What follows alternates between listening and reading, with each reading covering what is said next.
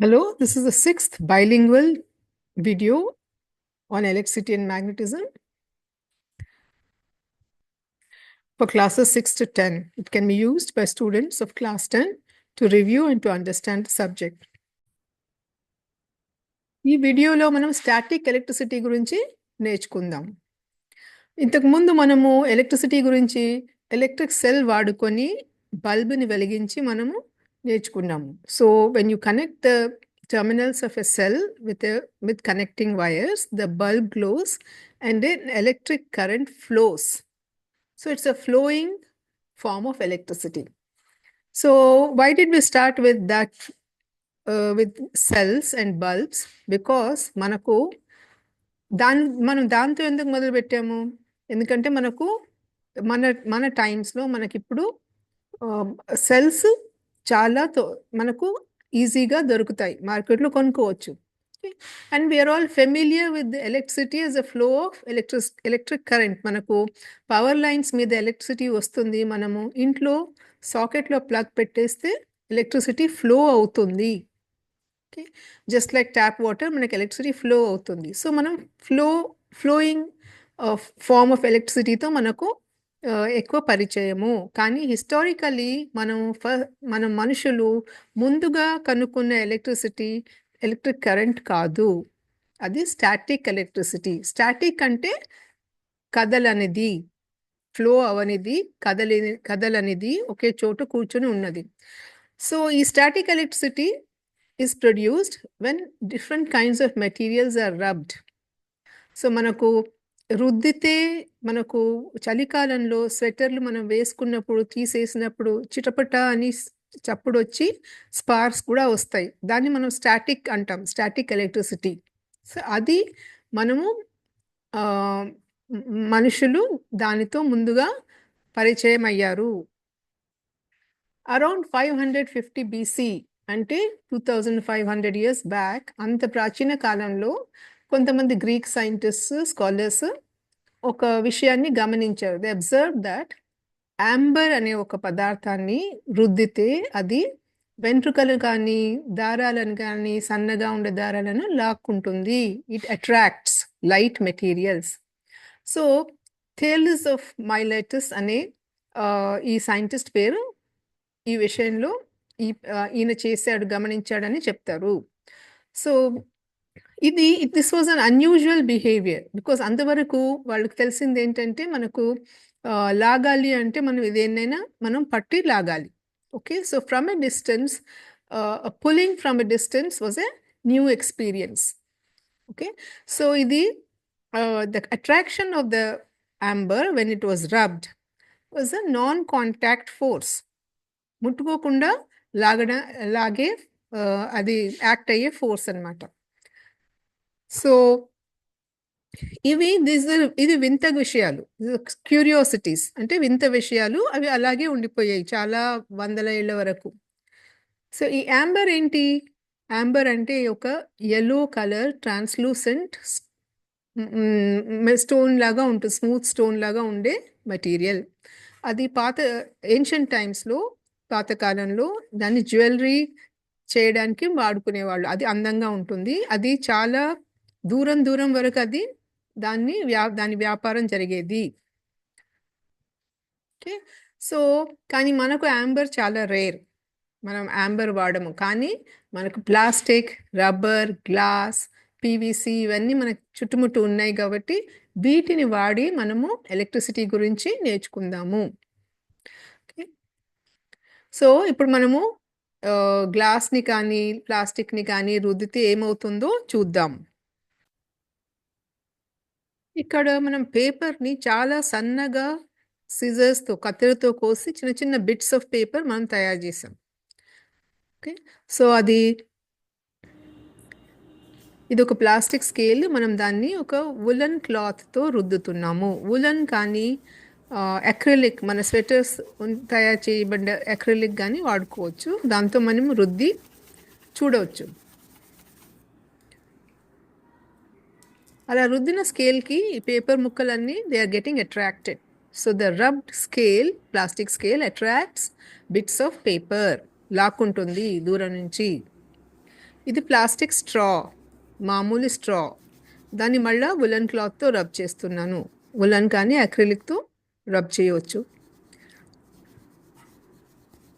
అది రబ్ చేసినప్పుడు చిటపట అని సౌండ్ వస్తుంది చూడండి. అవి అన్నీ ఎగిరి స్టిక్ అవుతుంది. It is attracting the bits of paper.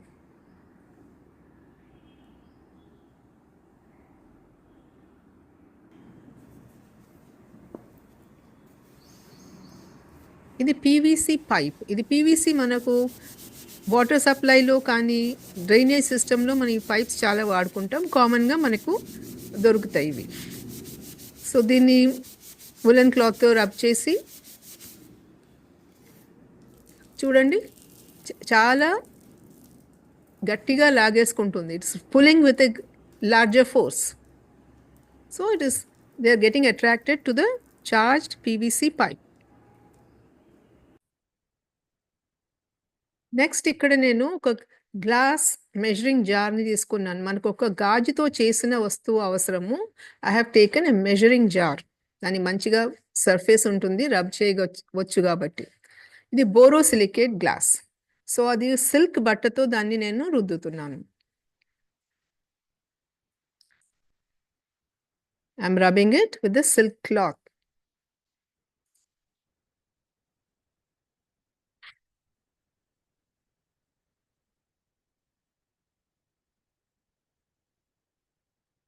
So the glass object rubbed with silk attracts bits of paper.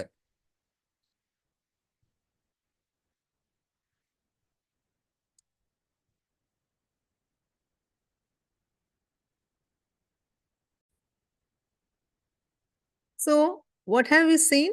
We have seen that a PVC pipe, plastic scale, plastic straw, all of these objects, when they are rubbed with a woolen cloth or an acrylic cloth, they start attracting bits of paper. Okay, so paper ముక్కలను ఆకర్షిస్తాయి. ఇది ఈ experiment తడి ఉన్న రోజు చేయకూడదు, అది పని చేయదు. It has to be dry, పొడిగా ఉన్న వెదర్, పొడిగా ఉన్న అంటే డ్రై డే, వర్షం లేకుండా హ్యూమిడిటీ తక్కువ ఉన్న రోజే ఇది మంచిగా పనిచేస్తుంది. ఓకే, సో పేపర్ ముక్కలే కాకుండా మనము థర్మోకాల్ని చిన్న చిన్నగా కట్ చేసి, థర్మోకాల్ అంటే స్టైరోఫోమ్, మనకు ప్యాకింగ్ మెటీరియల్ వైట్గా వస్తుంది కదా, దాన్ని కూడా మనం చిన్న చిన్న ముక్కల్లాగా కట్ చేసి అది కూడా అట్రాక్ట్ అవుతాయి. మన వెంట్రుకలు కూడా, మన లూజ్గా ఉన్న వెంట్రుకలు కూడా డ్రైగా ఉంటే అవి కూడా అట్రాక్ట్ అవుతాయి. థ్రెడ్స్, దారాలు కూడా అట్రాక్ట్ అవుతాయి. సో దీన్ని ఎలా అంటామంటే మేము, when rubbed many materials become charged, దాని మీద చార్జ్ వస్తుంది అని అంటాము. ఈ చార్జ్ అంటే ఏంటి అప్పట్లో తెలియదు. ఇది చెప్పాం కదా, చాలా ఒక 2000 ఏళ్ల నుంచి మనుషులకి ఈ సంగతి తెలుసు. కానీ around 1650 scientists in Europe started studying this phenomenon carefully. దీన్ని చాలా జాగ్రత్తగా స్టడీ చేశారు. ఓకే, అండ్ స్టడీ చేసి వాళ్ళు ఏం కనుక్కున్నారంటే, రుద్దినప్పుడు ఆబ్జెక్ట్స్ మీద ఎలక్ట్రిక్ ఛార్జ్ అని ఏదో ఒక మార్పు వస్తుంది, దాంట్లో ఎలక్ట్రిక్ ఛార్జ్ వస్తుంది. సో తెలుగులో దీన్ని విద్యుత్ ఆవేశం అని అంటారు, electric charge. So they were not sure what electric charge was. ఈ ఛార్జ్ అనేది ఏంటి అని ముందరలో వాళ్ళకి సరిగా తెలియదు. కానీ ఆ ఎలక్ట్రిసిటీ అనే వర్డ్ ఎక్కడి నుంచి వస్తుంది అంటే, మనం ముందుగా వాళ్ళు యాంబర్ని వాడుకొని ఎలక్ట్రిసిటీని కనుక్కున్నారు కాబట్టి ఆ గ్రీక్లో యాంబర్కి పేరు దాంట్లో నుంచి ఎలక్ట్రిసిటీ అనే వర్డ్ వచ్చింది మనకు. సో ఇలా రుద్దితే జనరేట్ అయ్యే ఎలక్ట్రిసిటీని మనము ఈ రోజుల్లో మనం స్టాటిక్ ఎలక్ట్రిక్ ఛార్జ్ అని అంటాం. Static electric charge. ఇది ఫ్లోయింగ్ ఎలక్ట్రిక్ ఛార్జ్ కన్నా ఇది వేరు. Static electricity is electricity that does not flow అవ్వదు, unlike electricity that is supplied by electric cell. Electric సెల్లో నుంచి వచ్చే ఎలక్ట్రిసిటీ మాత్రం ప్రవహిస్తుంది. ఓకే, సో మనము ముందుగా స్టాటిక్ ఎలక్ట్రిసిటీనే కనుక్కున్నారు. తర్వాత more than 100 years later scientists found out how to make the first electric cell. ఇప్పుడు సెల్స్ తయారు చేశారు, తర్వాత కరెంట్ ఎలక్ట్రిసిటీ గురించి తెలుసుకున్నారు. సో ఇప్పుడు మనము ఇక్కడ ఏం నేర్చుకున్నాము? First of all, when rubbed, some materials start attracting bits of paper, hair, pieces of Styrofoam and threads. So rub చేసినప్పుడు కొన్ని పదార్థాలు ఇలా వేరే పదార్థాలను చిన్న చిన్న తేలికగా ఉండే వస్తువులను ఆకర్షిస్తాయి. తర్వాత the rubbed material becomes charge. So మనము ఈ ఇది రుద్దిన తర్వాత దాని మీద చార్జ్ వచ్చేసింది అని అంటాం. This is static electric charge. Will stop here.